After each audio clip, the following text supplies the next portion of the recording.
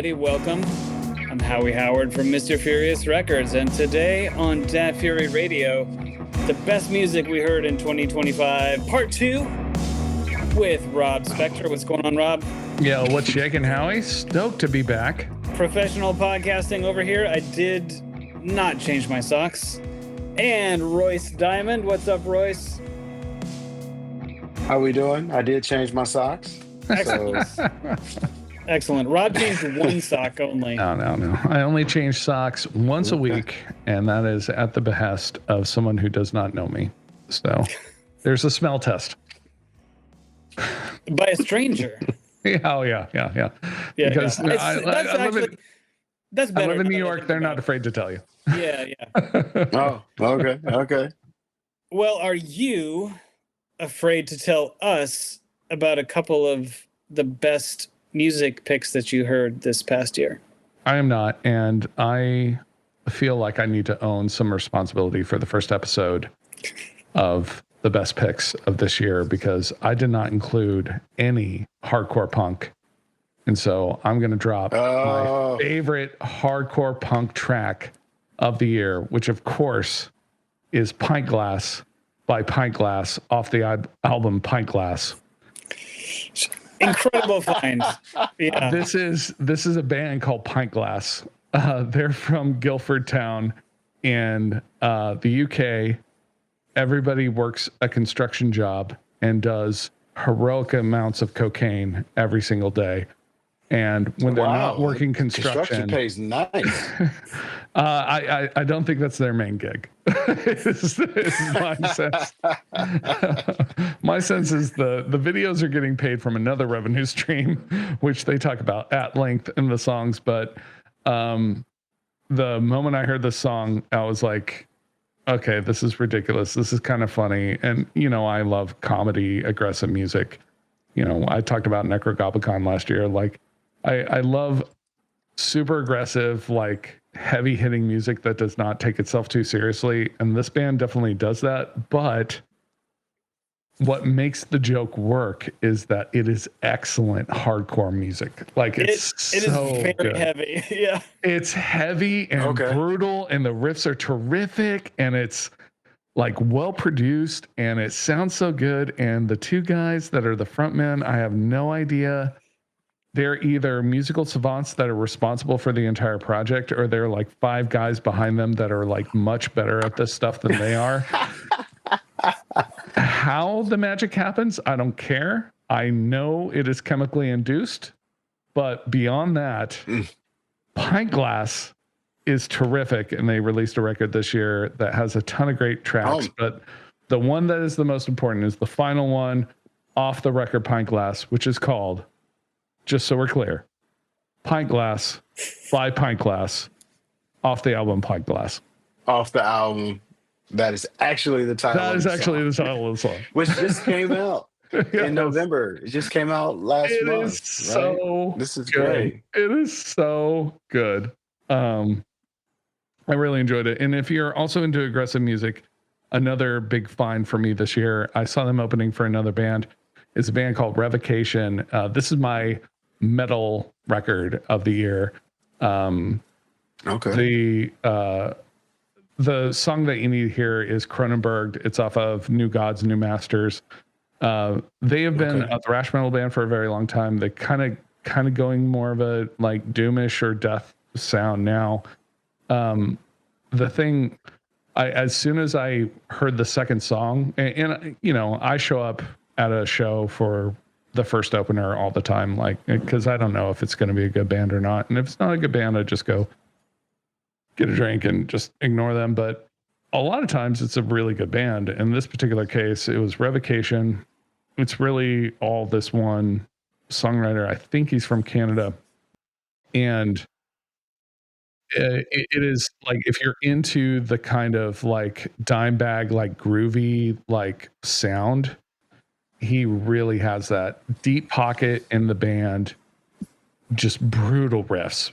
And the songwriting is really, really terrific. And the solos are just out of control fun. Like really, really, really fun record. And Sarcophagi for the Soul is definitely one that I keep returning to all the time. So if you're looking for aggressive music in 2025. Pintglass if you're into hardcore. Revocation if you're into metal. I appreciate both of these picks. Revocation because I've been light on metal discovery this year, so I appreciate a good metal pick. And Pintglass because I remember I was sitting on my back patio about 4 feet from where I'm sitting right now, the summer day when you texted me, Rob, the Pintglass video. I think you're the first person I texted when I saw that. I was like, oh my God. Yeah, I was out there maybe reading a book, maybe with a pint glass of my own in hand, and watching that on my phone. it was just nuts. Royce, the good news is you only need about 90 seconds to check it out. Yeah. 90 seconds in, you know what the record is about. Like it's over. You've got the picture. It really is. And the snare tone is so like hardcore and annoying. It rings like the pinging. It's just like, oh my God, could you be more Saint Anger if you tried? It reminds me of like those late 80s Yamaha drum machines. They always had those snares that just like rang like that. You had to do so much sound design just to even use it. I hate that aspect of a snare sound, but I had to learn like the hard way. So I would like tune it out of my snare drums. And I had to learn kind of the hard way that you actually do need some of that in a mix for a natural snare sound to where the snare is soloed, you hear a little bit of that ring, but then in the mix, the ring will disappear and blend in, and you can have just like a nice natural snare sound. But if you tune the ring out completely or deaden it too much, then you have like a thump in the mix. Snap. It's like a funk. Yeah. Funk. That was Production Cast, the podcast within Dat Fury Radio. There we go.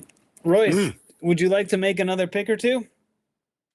Okay. Let's see what we got up. Snoh, Aalegra. Have you ever heard of this artist? I have not. I had never heard of her, man. This album is actually like a 2021, I think is what it is. But it kind of gives me like really cool like R&B vibes. The album's called Temporary Highs in the Violet Skies. The songwriting is great. I love it. I love the way she performs these songs. And what I didn't realize is she's got multiple albums that I was already listening to. But you know, in the age of streaming music, I had no idea who I was listening to. So let me this particular song is called In Your Eyes that I really enjoy. And she's got another one. Let me see if I can go to her album. Oh, nice.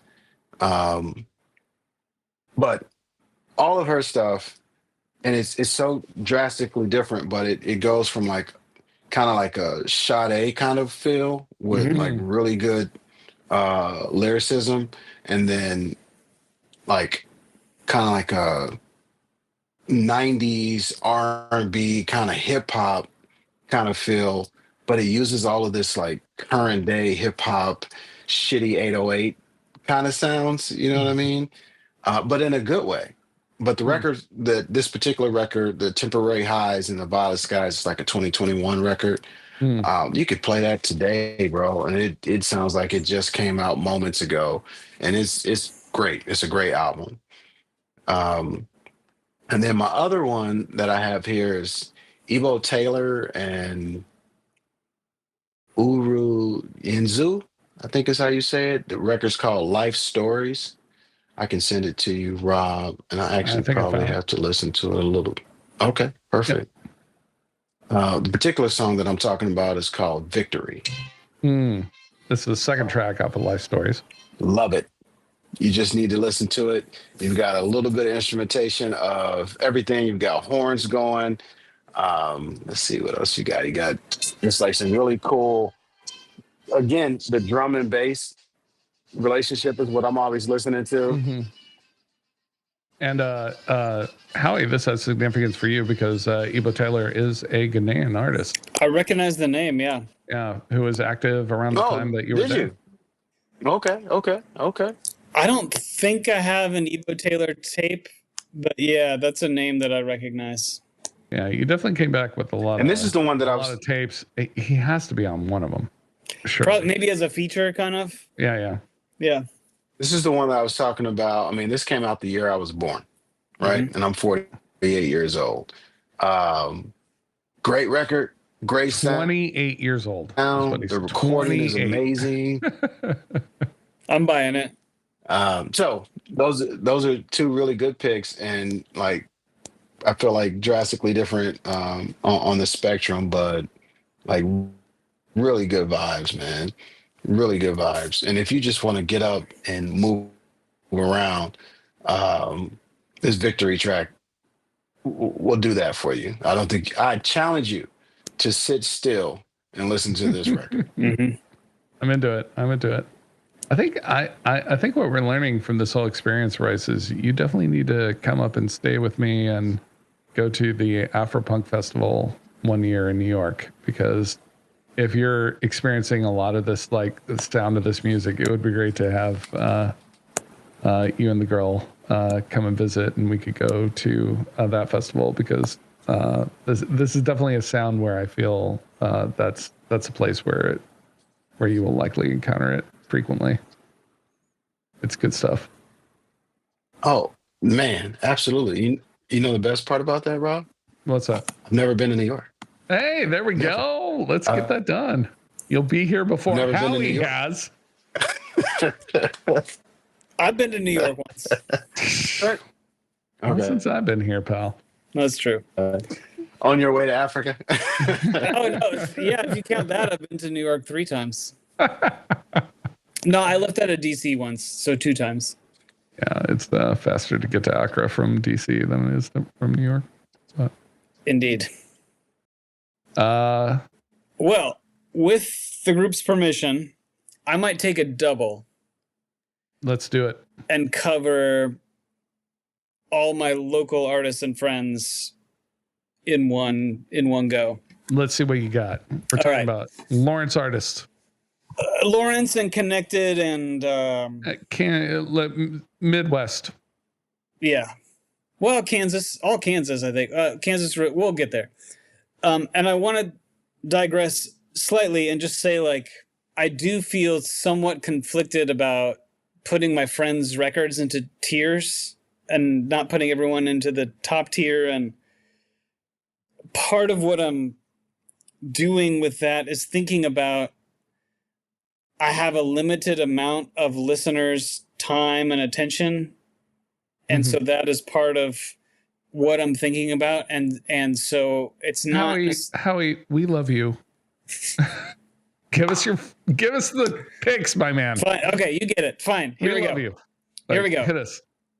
In no particular order. Daniel Glascock, She Will Knock 3 Times, original soundtrack. I have a stake in this. I mastered the record. But it was a very light mastering job. Anyone could have mastered this, and it would be on my list.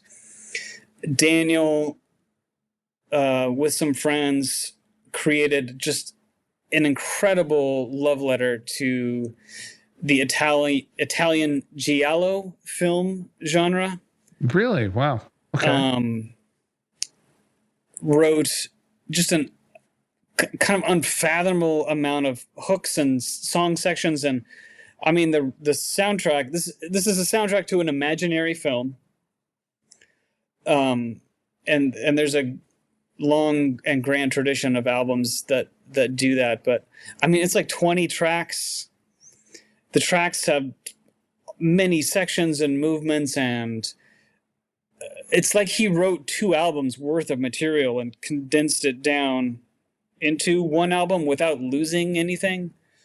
It's just packed with ideas and keyboard parts and guitar leads and percussion, and just a huge accomplishment. And I mastered it. Gotcha. And we covered it on Dat Fury Radio.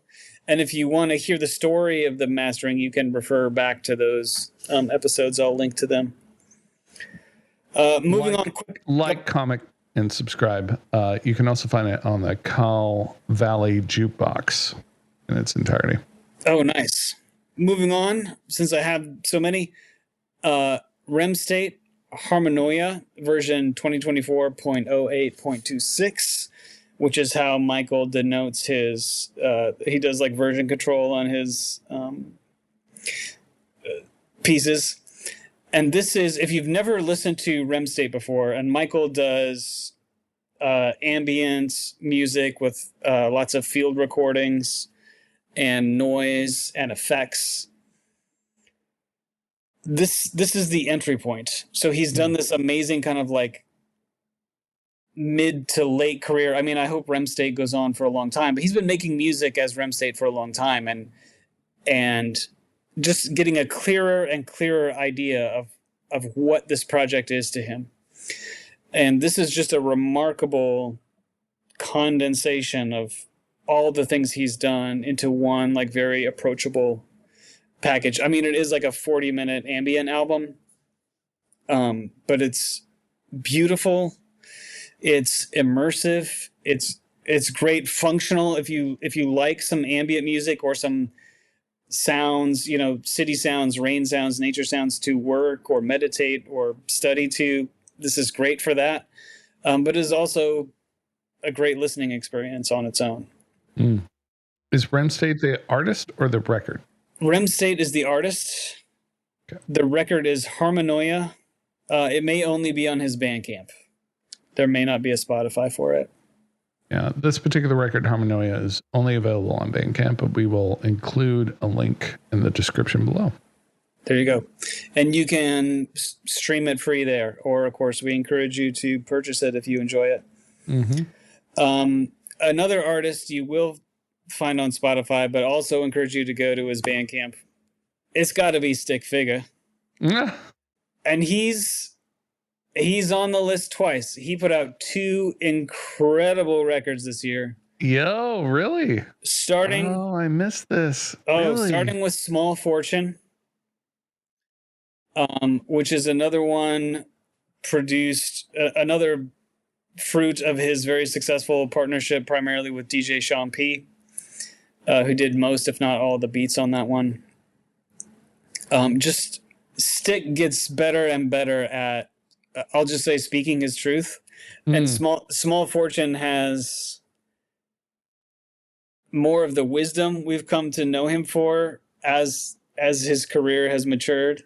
Along with some of the shit talk that we also know and love him for. It's always got to be a mix, and that's one of the great joys of his music is putting those things together.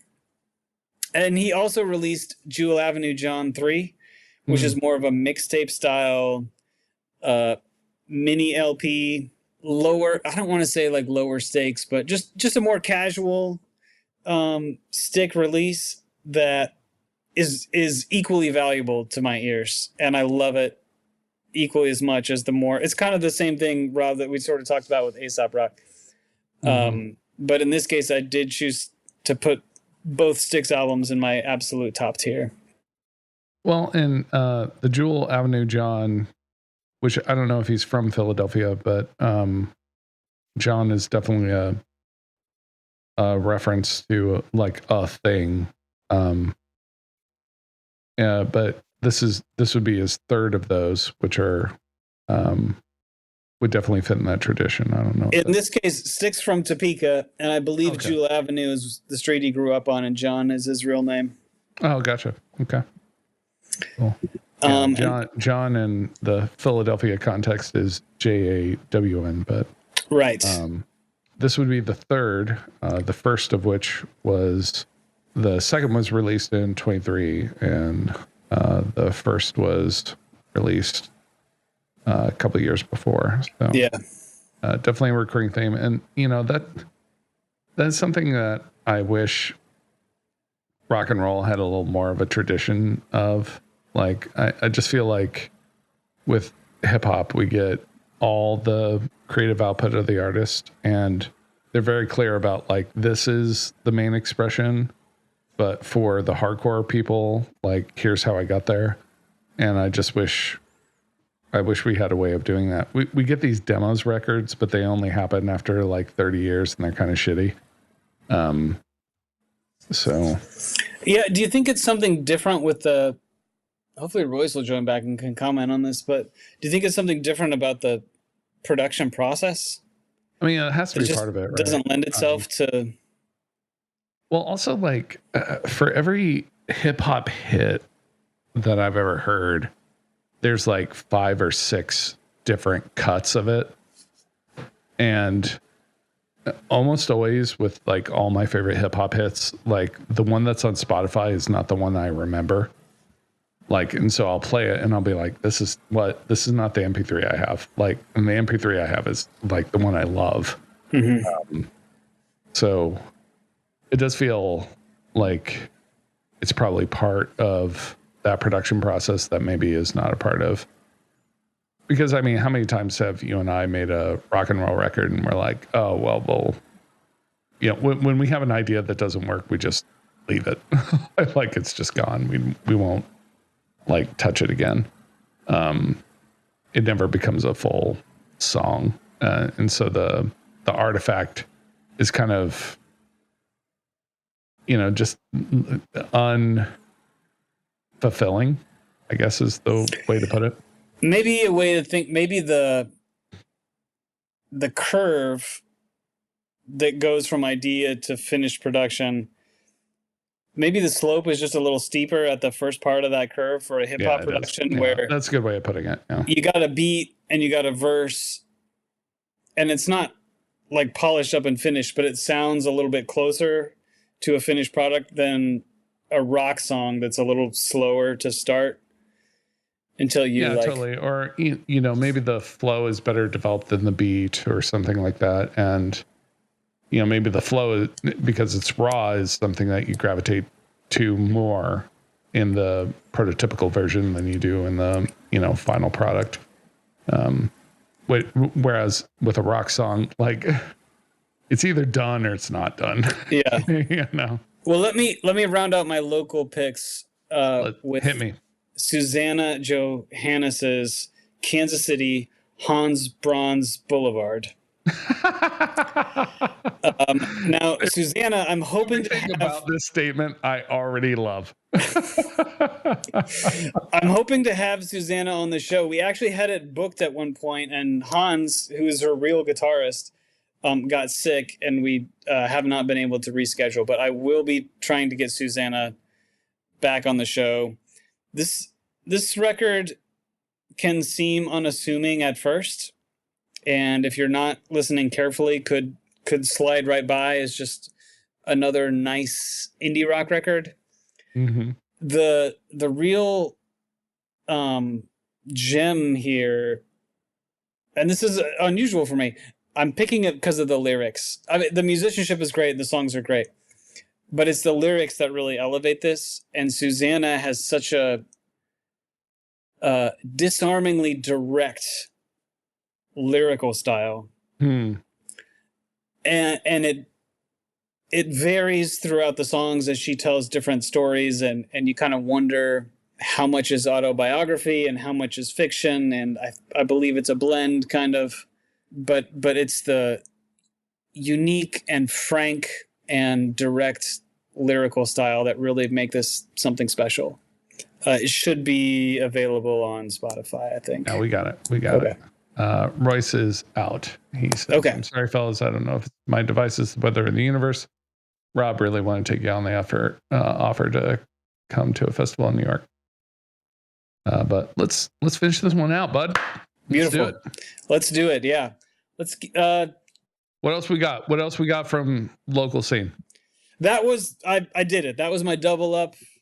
Gotcha. We definitely have Kansas City Hans Bronze Boulevard. I put on Colleen Part 1 because it's the most listened to one.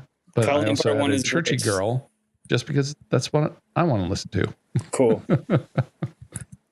Well, I got to tell you, I was super stoked to see the return of Chali Tuna with Cut Chemist. You and I, when we were doing radio shows when we were in college, would lean on Jurassic 5 a lot. So to see my two favorite members of Jurassic 5 come back to do some new music was terrific. There's not a record that I've seen yet. I'm sure there's a record forthcoming, but it's a bunch of singles on Spotify right now.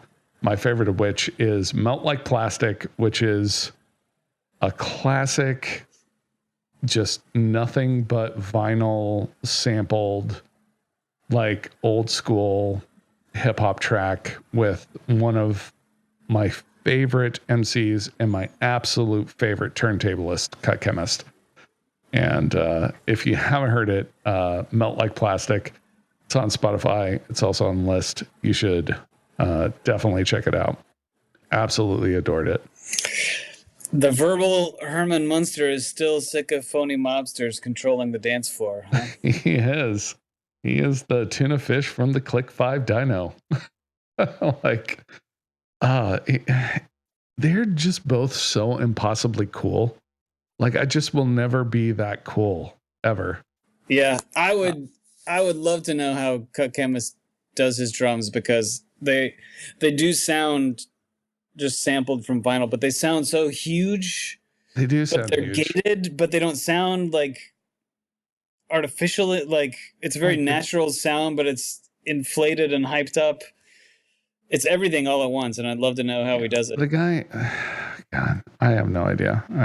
Yeah, it's fun. It's God, and yeah, that track rules. And also, like, welcome right now, and because I think this time last year we were talking with Royce, and it was like, man, hip hop is in a space right now. Like it's tough to get behind anything that's like really, really strong, and just to have these guys come back and like show how it's done, I think is really, really fun. Also loved the recommendation that you provided, the Boojums. You described it as like the power pop record of the year, which was a strong statement to make in the same year that Superchunk released a new record. And the Superchunk record is decent, but the Boojums record is so much better. like it's just, yeah, the Boojums record absolutely rules. That was going to be in my next set. Yeah, dude, I've listened to it over and over again. It's the first thing that I turn on when I'm in my car or when I'm on a run or anything. Like it's been amazing. And I mean, every track is great, but if you want to start with one, Wings of Fire is the one I think you should probably start with, which I deeply enjoyed. And it's a good example of when you're, trying to improve your practice of being exposed to new music. One of the things I've tried to do this year, anytime I have a friend whose music taste I appreciate, whenever they send a recommendation over, I just drop it in. Boom. I just go. And that's a good example. I wish I could remember how I found them, because I had thought I've been watching their Bandcamp page as the singles have come out, in preparation for this record. And for a while I had thought that I had thought they were friends with someone who was a member of a small gear forum of which I am also a member. But when the record came out and I posted it and I said, now who was it who knows this group? No one stepped forward, and we only have a few Canadian members, and they're active. And so I have lost track of how I discovered this pretty small Canadian band. No idea where it came from. And I don't do any algorithmic discovery, so it's not that. I had to read about them somewhere or something. Can you talk more about that? You don't do any algorithmic discovery? Well, not on purpose, I suppose. So I'm basically off social media, right? Yeah. which is a choice for a podcaster. It is. I'm aware of the ceiling that puts on some things, and it's not a. It's worth talking about. I think it's important to talk about. Sure. Yeah, I'm open to that conversation. It's not I'm dead set against it, but if I was going to re-engage, I would have to understand very clearly what I was doing and why, and what kind of time I was going to put into it, and what I was expecting to get out of it. And in a way, I feel like that's kind of against the spirit of social media, which the spirit is kind of to be there and engage with the platform at some level on the terms that it sets. So do you feel that's new? No, I don't think so. Okay. You feel that's been that way from the beginning? Yeah. Yeah. And that's not, it's fine if people want to do that. Where were we?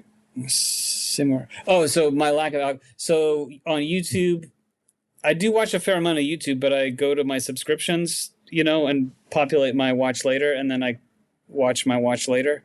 Okay. So it's very difficult. It's possible, but very difficult for me to discover anything on YouTube because I'm not looking at the home screen. I'm rarely looking at the suggested videos. Gotcha. And those are kind of the avenues. I don't know where else I'd encounter algorithmic based recommendations. Gotcha. I still read Pitchfork and discover stuff from there. I'm still looking. I'd kind of love to switch, but show me another website that's doing daily reviews with a blurb. I got to have a blurb to know if I should click through or not. Brooklyn Vegan. Brooklyn. Okay, I'll try them again. Brooklyn Vegan. They're terrific. They're so much better than Pitchfork. Oh my God. Opening up a tab. Pitchfork is fucking awful now. I just want to go on the record. Holy crap. I was the biggest Pitchfork fan when we were growing up and when we were DJs, but holy crap, these people are fucking awful now. But Brooklyn Vegan, pretty good. They're spot on. But that's the thing about this is taste is Vice Media was the biggest thing in the world for a very long time. Well, not a very long time, for a brief time that they were relevant, and they were not irrelevant. But that's the thing about popular culture is you're in and you're out, and you have a very limited window where your relevance is, centered, and no one can perpetuate it forever. No kids are watching MTV right now. That's true. Yeah. Couple other picks that I had on the list. Love the Boojums. But one of my favorite sea shanty finds, speaking of algorithmic discovery, when the sea shanties were a big thing on YouTube, is where I uncovered the Nova Scotia band, the Dreadnoughts, which do almost exclusively sea shanties and polkas. They have a record called Polka Pit. I'm pretty sure they're not actually a band. I think it's just the lead singer, and he's a music teacher in Nova Scotia, and then he finds 5 20-year-olds to take on tour in the United States that can actually get over the border, and then he does the whole thing with them. It's a lot of fun, but Polka Pit, terrific record. Love the band. Great live show. The song to listen to is the I'm Gonna Fight Jim's Girlfriend polka. And it is exactly as good as you think it's going. That's an insta play just based on the title alone. It's just it was the second song that I heard on the record just by the title, and it stuck me around for the entire thing. It was so funny and so fun. And in a world where, a lot of music is super serious, and we'll talk about serious music in a bit, but it was a good hit. And also, they tour all the time, do yourself a favor and go to that show. It's $20 and you're going to have $200 worth of fun. They're just so Such a good time. The people in that community that listen to this band are so welcoming and super fun. Like, me and Jess have been to them like, I don't know, half a dozen times at this point. We'll go every single time they're in town. They're amazingly fun. Dope. What else you got, champ? Sure. I'm in range of finishing out my list. Should I do it? Mm-hmm. All right. So here we go. One more 2025 pick. Then I've got 3 older discoveries. Let's hear it. So, and this is an odd one, but it's brilliant. It is Del the Funky Homo Sapiens, Wow. Manik Mondaze Substack. Oh my God. So there's no record.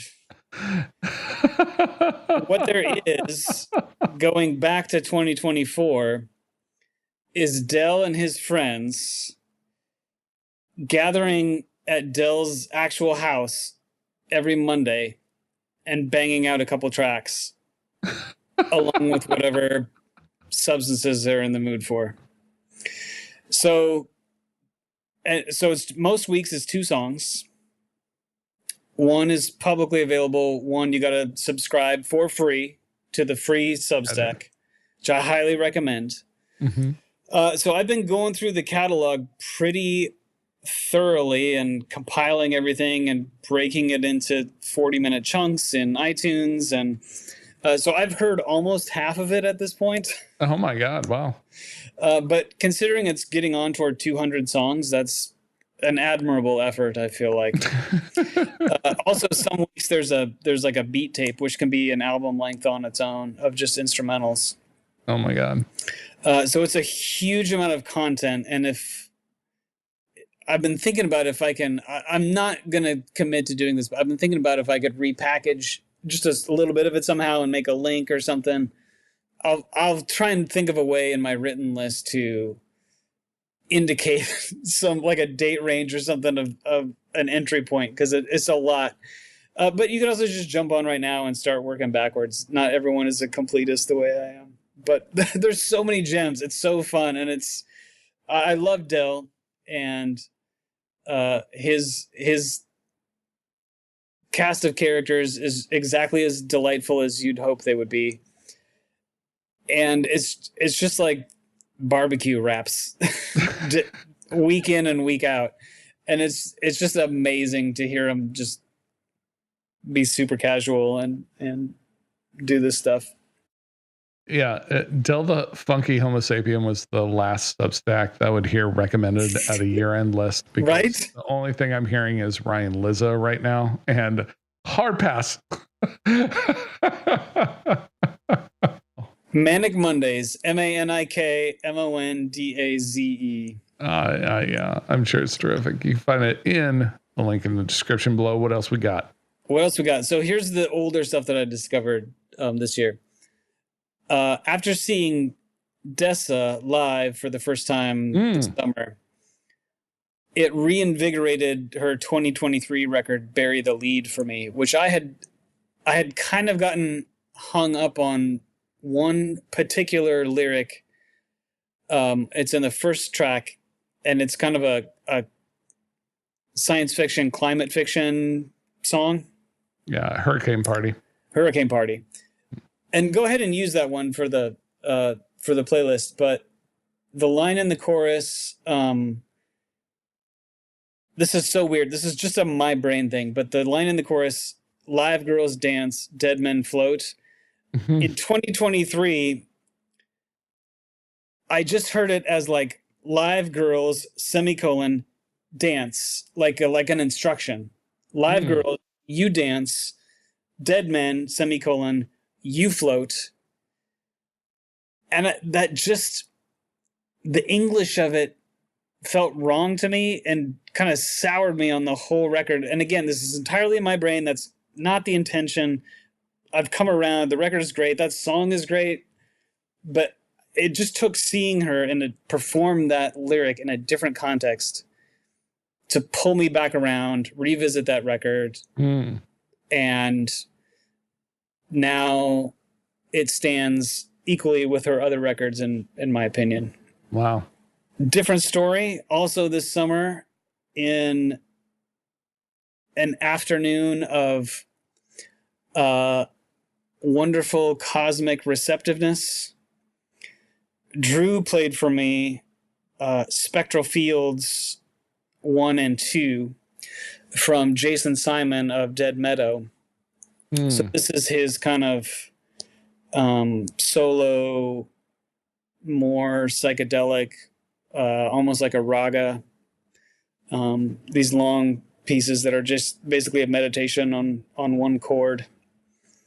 And I've revisited them in a more typical state of mind and found them equally as enjoyable. Spectral Fields, Volume 1 and 2, which you can find on Bandcamp. Yeah, and maybe, I don't know if they're on Spotify or not. They might well be. I don't know. And finally, this was based on a Pitchfork review, honestly. 2013's Sandwell District mixtape Fabric 69, which is just a masterclass in minimal techno. Really? Blazes through 30 odd tracks in 60 odd minutes, completely seamlessly. And it's like there's never more than just about a drum machine, a bass note, and a synth happening at any one time. Maybe a vocal sample, but extremely minimal. And it's that kind of like dry, more electro techno production, but production that is kind of more my jam. And I just read the review, intrigued me, hit play, and was transported. Wow. Yeah, you're not going to find mixtape stuff on Spotify because ICE, but it's somewhere out there, and we will include a link in the description below. Yeah, I don't know. I actually bought a CD version of it, so I don't know where's a good place to. We will find out. And stream. We'll figure it out. I know the Boomcat has it to sample at least, and the 30-second samples would be about half of every track. So in this one case, the 30-second sample does a decent job of. So you can hear half the record. Yeah. I'm sure, you know what? I bet it's on YouTube probably. Yeah, I mean, almost certainly. And we will include a link in the description below. Yeah, I can find a link to that. You know, the bits that I had that were laying on the vine, well, and of course, as soon as I say that, New York's finest are blazing down my door because I live on a fire lane. It's amazing. A band I saw open for the Toxhards was called Thesaurus Rex. They're based out of New York. Ripping guitar player. Their record is called Greatest Hits. The song that you want to start with is Ballad of a Horse Girl, which starts sounding ridiculous, but you're going to hear some of the best guitar playing that I have heard in 2025. Truly an amazing live band. And the songs are just absolutely terrific. I always have, a pop recommendation because I try not to be that, poser who just refuses to accept that pop music can be good. The So Long Miss Sunshine from Molly Tuttle was a good record. There is actual shred. The Highway Knows is a good example of that. Yes, it is a Nashville pop record, but she shreds, and we should support that. It's absolutely terrific. Good Luck, finally back after 13 years. Indiana's probably best melodic emo band you've ever heard. They're back with being Big Dream Mister. The first song that you want to hear off that is Time Lapse. They're terrific. Rebelmatic finally put out the masterpiece hardcore record from New York hardcore, Black Hole Eats the Tornado. You really want to start with Cornbread and Collard Greens. If you love Bad Brains, you're going to fucking love Rebelmatic. I love that band. I've seen them at least 12 times now, and every single time is terrific. But I wanted to finish out my recommendations with some political choices, given where we're at now. One, I wanted to know how you feel about Jesse Wells. Jesse Wells? Yeah, the guy that's on like all the late night shows and sounds like Bob Dylan. He has the song about United Health. Haven't heard him? Well, you will hear him on the list because he's on my list of best choices, and especially on the day where Luigi Mangione goes on trial in the city that I'm living in. It's a relevant choice. But my last pick of 2025 was my unexpected hero of the political movement, and that has to be Dropkick Murphy, who put out a record called For the People. The song that you want to hear is Who'll Stand With Us. How is this the new Rage Against the Machine? Like, I don't understand. Like, how is this the band that's like carrying the torch for the resistance? They're all like 90 and maybe they're choosing to be the change they wish to see. I just don't understand why there aren't young bands that aren't taking advantage of this movement like in a meaningful way. Like I just feel like, you know, when you and I grew up with Rage Against the Machine, and like the worst thing that you could possibly be was a Clinton. like, and I'm not saying they did everything right, but like they were that animated and that angry musically for what I think we would all agree is a very different circumstance than what we're seeing now. And these guys who probably should have hung him up 5 records ago put out the best record that they put out in a very, very long time,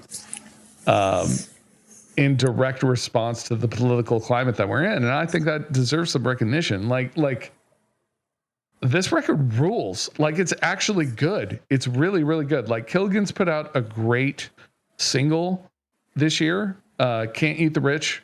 You should definitely listen to it. And the Dropkick record is what I would expect that band to put out. Mm-hmm.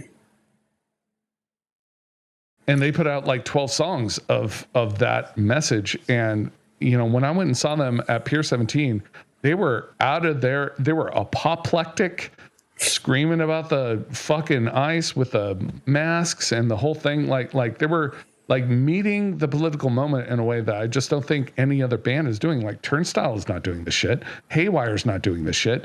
Like none of these young bands are acting anything different than they would have 5 years ago. But Dropkick Murphys are like trying to burn down the temple in this moment. And I'm like, where are we at right now? Where they're the moral conscious of punk rock. Like this is insane to me.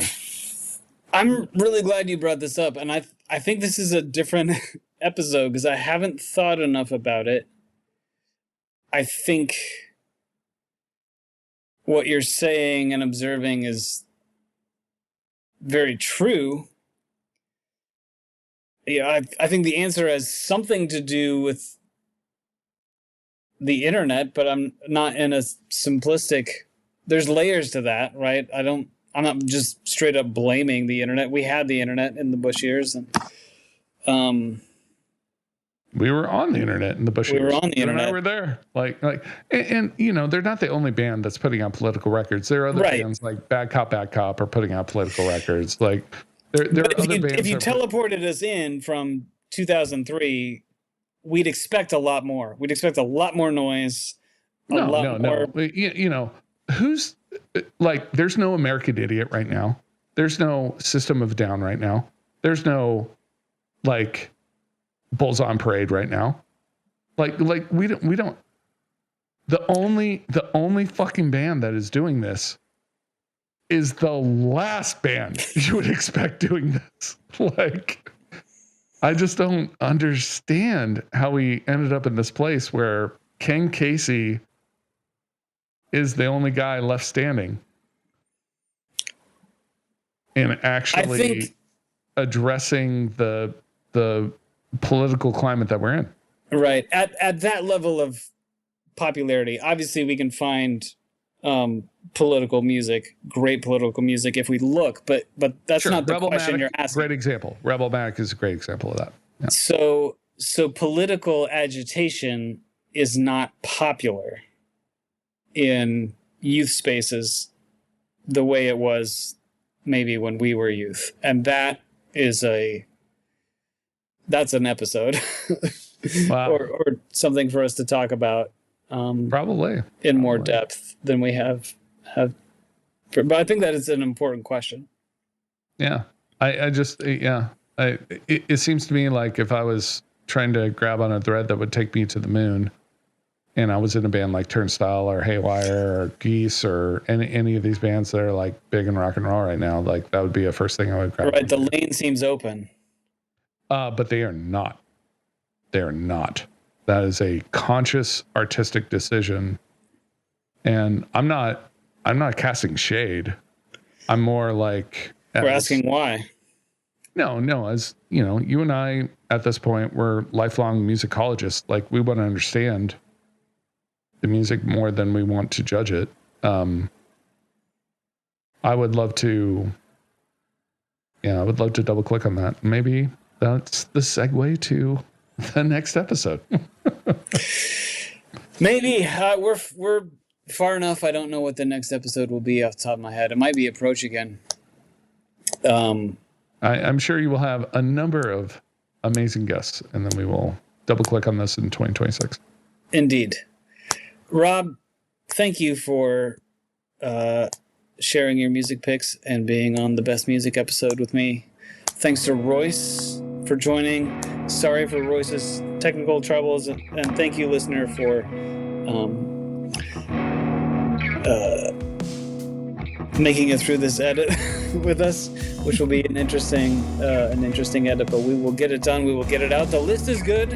His choices were worth the wait. Absolutely. Good conversation. Enjoy your holidays if you're celebrating. And we'll see you next week on Dat Fury Radio. See ya!